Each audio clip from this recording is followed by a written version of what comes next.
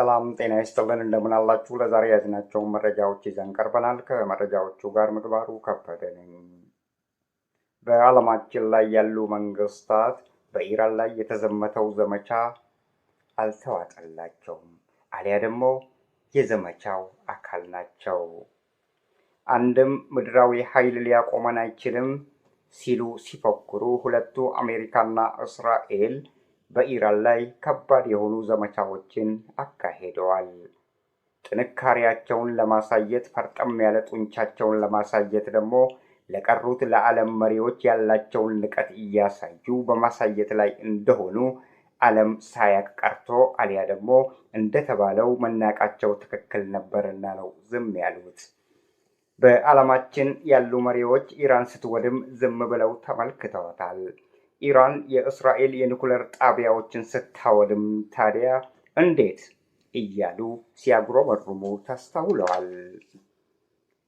ለማንኛውም ዛሬ ዶናልድ ትራምፕ በአዲስ መረጃዎችን ይዘው ብቅ ብለዋል። ኢራን እየወደመች እያወደሟት ዳጎስ ያለ የብር ስጦታ ይገባታል እያሉና እየተኩራሩ በኢራን ላይ ሲያሾፉ ተስተውለዋል። የኢራን ሀገርን እያተረማመሱ ከተማዎችን እያወደሙ ተቋማትን እያፈራረሱና ለእስራኤል ደግሞ ድጋፍ እየሰጡና እያበረታቱ ጥቃቱን እንድትፈጽም እየገፋፉና በተራቸው አሜሪካኖች ቋቅ እስኪላቸው በአየር ድብደባ ኢራንን ካሽመደመዱ ኋላ ላልተወሰነ ጊዜ ኢራን ላይ የሚደረገውን ድብደባ ጥቃቶችን አቁመናል ሲሉ ተሰምተዋል። ይህም ለስልታዊ እንደሆነ ስንቶቻችን ገብቶን ይሆናል። ለማንኛውም ወደ ሐሳቡ እንሻገር። የድብደባ ጥቃቶችን ኢራን ላይ የሚደረጉትን ከዛሬ ጀምሮ አቁመናል፣ ላልተወሰነ ጊዜ ነው ያሉት። እስከናንካቴው ግን አላሉም። ለኢራን ሲሉ የተናገሩት ዶናልድ ትራምፕ የሹፈትና ፌዝ የተቀላቀለበት የሚመስል ንግግራቸውን ለዓለም አስደምጠዋል። ይህም የሆነው የሆርሙዝ የባህር ወሽመጥ መከፈትን ተከትሎ ነው። መጀመሪያውም ቢሆን እኮ የኢራን እርምጃ የሆርሙዝ ወሽመጥን በተመለከተ አሜሪካ የምታደርጋቸውን ድብደባዎችና ጥቃቶችን ኢራን ላይ የምታቆም ከሆነ በእጃቸው የተዘጋውን የሆርሙዝ የባህር ወሽመጥ መተላለፊያ መንገዱን ክፍት እንደሚያደርጉ ሲናገሩና የኢራን አቋም እንደሆነም ሲናገሩ ተደምጠዋል። አሜሪካ ድብደባውን ስታቆምላቸው ታዲያ ወሽመጡን ክፍት አድርገዋል። በዛ የተነሳ ነው ዶናልድ ትራምፕ በሹፈት ዳጎስ ያለ ገንዘብ ለኢራን እንሰጣታለን ያሉት። ገንዘቡ የሚሰጠው ለኢራናውያን በስጦታ መልክ ነው ሲሉም ተናግረዋል። ኢራን ከአሜሪካ ከጠላቷ አንዳች ስጦታ አትሻም። አሁን ኢራን ሰላም ፈላጊ እንጂ የትራምፕ ስጦታ ፈላጊ አይደለችም ሲሉ የኢራን አመራሮችም መልስ ሰጥተዋል። ለ48 ሰዓታት ተብሎ የነበረው የዶናልድ ትራምፕ የማስጠንቀቂያ ደውል ሲደወል ዶናልድ ትራምፕ ድብደባውን አካሄዳለሁ ባሉት መሰረት ሳያካሄዱ ቀርተዋል። ይህም የሆነው በፉከራና በዛቻ የተናገሩትን ኢራናውያን በአንዲት ቃል ሐሳባቸውና ዛቻቸውን ዶናልድ ትራምፕን እንዲቀይሩ አስገድዷቸዋል። በወቅቱ በኢራናውያን ጀግንነት የተሰማው ምንድን ነው? የአጸፋ ምላሽ እንደሚሰጡ ሲናገሩ ከርመዋል።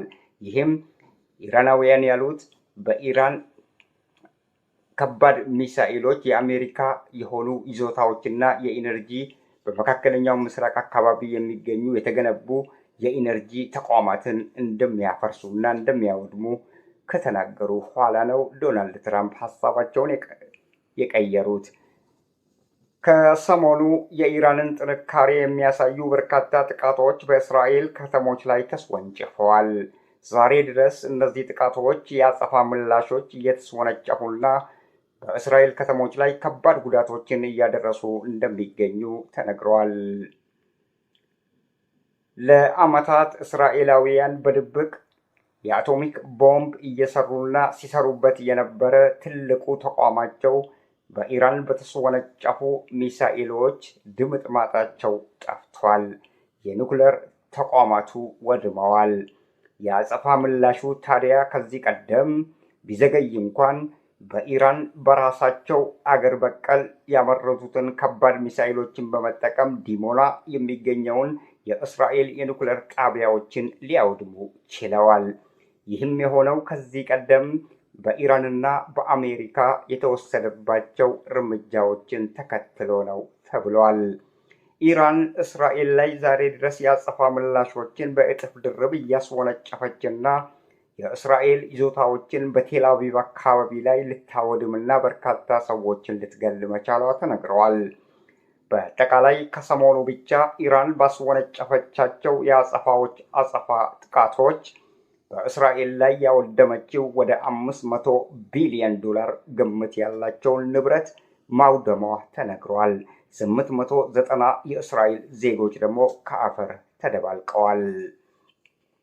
የእስራኤል ጠቅላይ ሚኒስትር ቤንያሚን ኔትንያሁ እጅግ ያስደነገጣቸው ክስተት ተከስቷል። የኢራን ሀገር በቀል ሚሳኤሎች በእስራኤል ከተሞች ላይ በማረፍ ከባድ ውድመትና ኪሳራ ሊያስከትሉ በመቻላቸው ጠቅላይ ሚኒስትር ኔትንያሁ በኢራናውያን የወደሙትን የኢነርጂ ጣቢያዎቻቸውን በአካል ሄደው ጎብኝተዋል። በአይናቸው በብሌናቸው የወደመውን ምን ያህል እንደሆነ ተመልክተዋል። ከዚህ ኋላ ነበር ኢራንን የአጸፋ ምላሽ እንደሚጠብቃትም የተናገሩት። የአያቶላ አሊ ካሚኒ መገደል እጅግ ያስቆጣቸው ኢራናውያን ለየትኛውም የዓለም ሀገራት እንደማይንበረከኩ ተናግረዋል። ሀገራቸው ላይ የሚቃጡ ማንኛውም ጥቃቶችን በተመለከተም የአጸፋ ምላሽ እንደሚሰጡ ተናግረዋል። ዛሬ ድረስ በኳታር፣ በሳውዲ አረቢያ፣ በእስራኤል፣ በኢራቅና በሌሎች በመካከለኛው ምስራቅ በሚገኙ ሀገሮችና ከተሞች ላይ ከባድ የአጸፋ ምላሾችን ኢራን ተጠቅመዋል።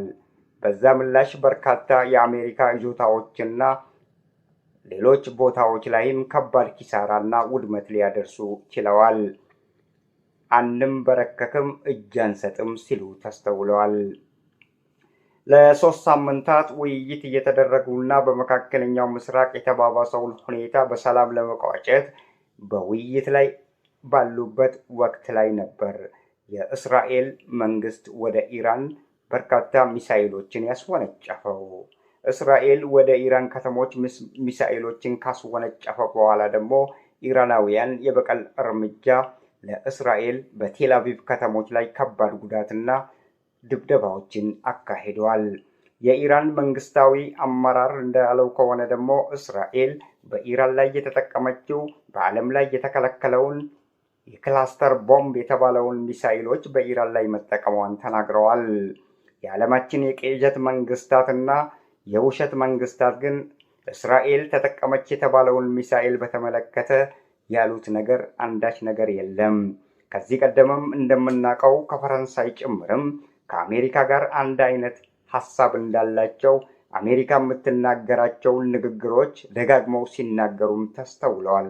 ከነዛ ውስጥ እስራኤል ራሷን የመከላከል መብት አላት የሚለውን መፈክር የበርካታ የዓለማችን የውሸት መንግስታትም ይጋሩታል። ኢራን ስትሆን ግን ራሷን የመከላከል መብትም ሆነ አንዳች ጥቃት ከፈጸመች ወንጀለኛ እንዲሁም አሸባሪ ትባላለች። ለዚህም ይመስላል የኢራን አመራሮች ያሉት ከሰው ልጅ የሚሰጡ አንድም መብት ኢራን አያሻትም። ይልቁንስ ኢራን ራሷን የመከላከል ብቃቱ አላት።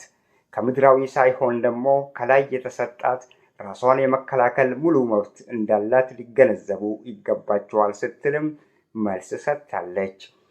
የዶናልድ ትራምፕ ምስጢራዊ በድብቅ የተያዙ ሰነዶች ደግሞ ይፋ ተደርገዋል። እነዚህ ሰነዶች ምንድን ናቸው?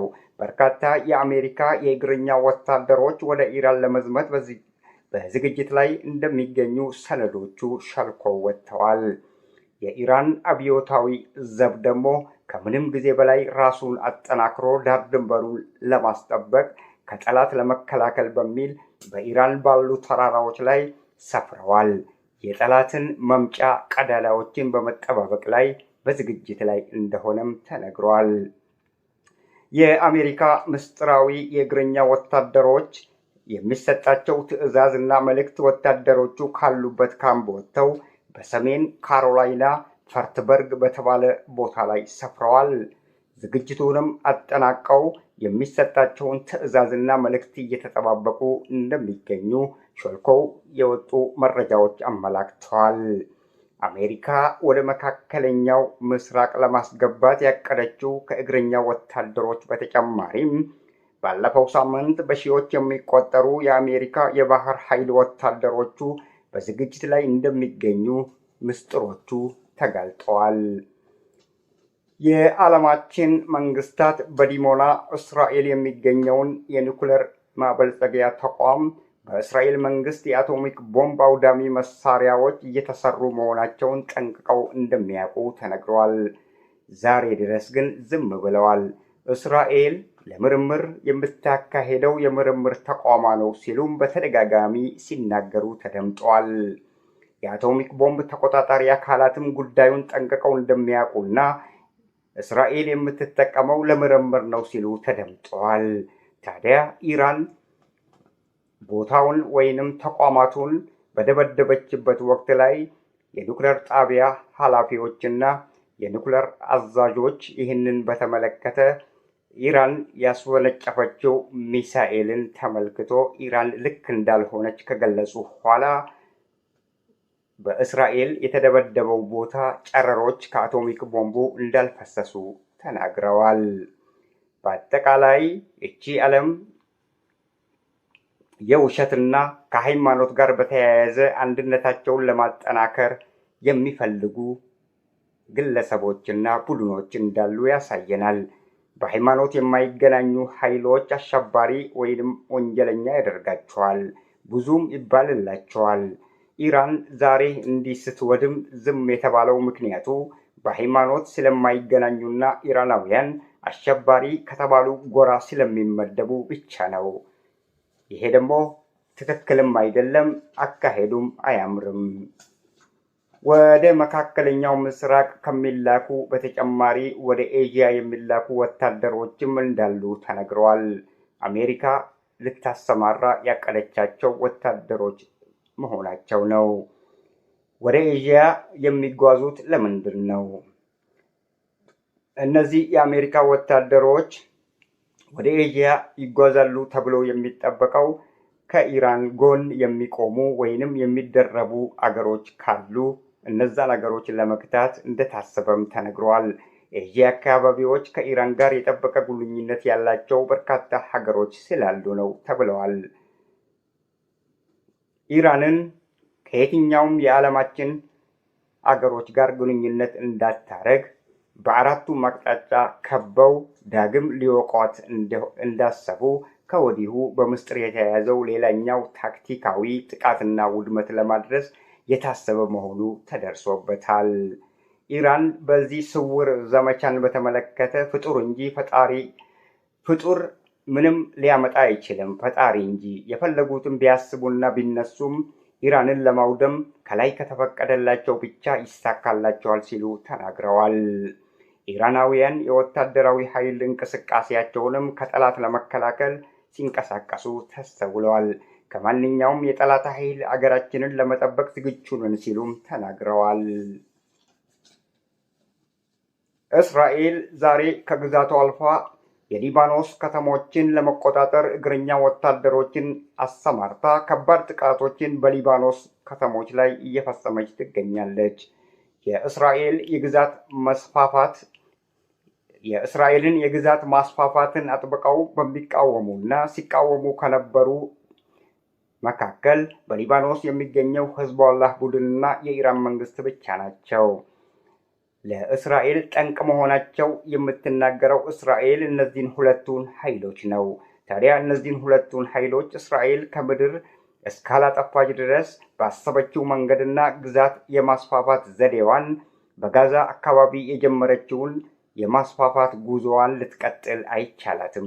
ስለዚህ በእነዚህ ኃይሎች ላይ ከባድ ጥቃቶችን ፈጽማ ማፈን ትፈልጋለች። ጦርነቱ እንዲቆም ሰሞኑን ድርድር ሲካሄድ ቆይተዋል። ታዲያ በድርድር ላይ መሆናቸውን የተገነዘበችው እስራኤል ድርድር ቢደረግም ባይደረግም ማለች በኢራንና በሊባኖስ የተጀመሩትን ጥቃቶች እንደማታቆም ከወዲሁ ተናግራለች። አሜሪካ ደግሞ በሌላ በኩል የበኩሏን እየሰራችና ኢራንን ለማንበርከክ ወደ መካከለኛውና ኤዥያ ሀገሮች ወታደሮችን ለመላክ ዝግጅቱን ማጠናቀቋ ይነገራል። ውድ አድማጭ ተከታታዮቻችን ለአሁኑ ያሉን መረጃዎች እነዚህ ናቸው። በሌላ መረጃዎች እስክንገናኝ ድረስ ቸር ያገናኘን እያልን እንሰናበታችኋለን። በሰላም